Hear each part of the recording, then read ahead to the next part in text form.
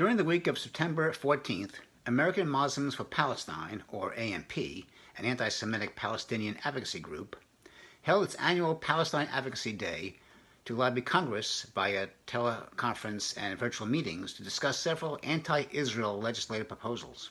What AMP didn't expect were associates from the Middle East Forum's Counter-Islamist grid project infiltrating and disrupting several of its scheduled congressional meetings.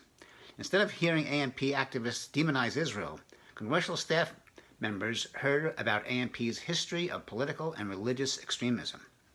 In letters to Congress preceding AMP's lobby day, Counter-Islamist grid activists warned legislators that AMP is an outgrowth of the Islamic Association of Palestine, the now defunct propaganda wing of Hamas, a designated terrorist organization.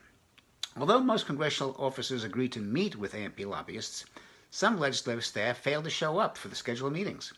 At meetings where congressional staffers did attend, the Counter-Islamist grid redirected the discussions, informing AMP's congressional hosts that the Anti-Defamation League considers AMP to be a radical group which, quote, promotes extreme anti-Israel views and provides a platform for anti-Semitism. In one case, after the forum's Counter-Islamist grid people discussed AMP's ties to Hamas, the congressional aide for Republican Senator Pat Toomey told AMP lobbyists that Hamas is not a suitable partner for peace.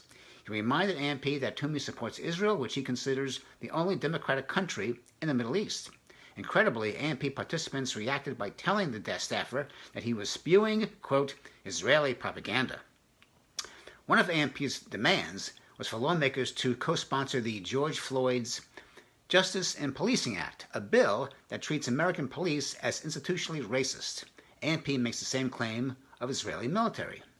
When the forum's activists learned that they were the only participants in a congressional meeting held led by AMP National Development Coordinator Mohammed Habeh, they capitalized on the opportunity, informing the staffer from Representative Madeline Dean's office of Habeh's long history of anti-black racism.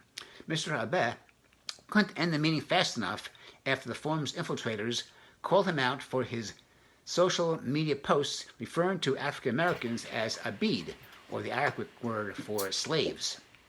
The Counter-Islamist grid also infiltrated AMP's private WhatsApp discussion groups and listened in as members discussed strategy. In one discussion, AMP lobbyists expressed frustration with the lawmakers who received views from the other side about the Arab-Israeli conflict. Lawmakers in some states refused to even meet with AMP altogether, a continuing source of frustration for its leaders. These chat groups also betrayed AMP's reaction to having their meetings interrupted. One activist, identified as Linda, remarked, quote, traumatized is the word, and I'm furious and done with these Zionist Americans. In an email to supporters reflecting on its Advocacy Day, AMP reported that right-wing media and infiltrators interrupted its meetings to, quote, spew vile Islamophobic and anti-Palestinian sentiments. In truth, the Counter-Islamist grid was not concerned with the conflict in the Middle East, and its associates never commented on the Islamic faith. Rather, its mission was to educate lawmakers who are often uninformed about AMP's anti-Semitic roots and its connections to Hamas. By hijacking AMP's lobby day, the Middle East Forum left an impression which members of Congress will not soon forget. They will remember that AMP's extremist past and pro-terrorist sympathies when considering any of its legislative proposals. I'm Len Getz with the Counter-Islamist Grid, and I thank you for listening.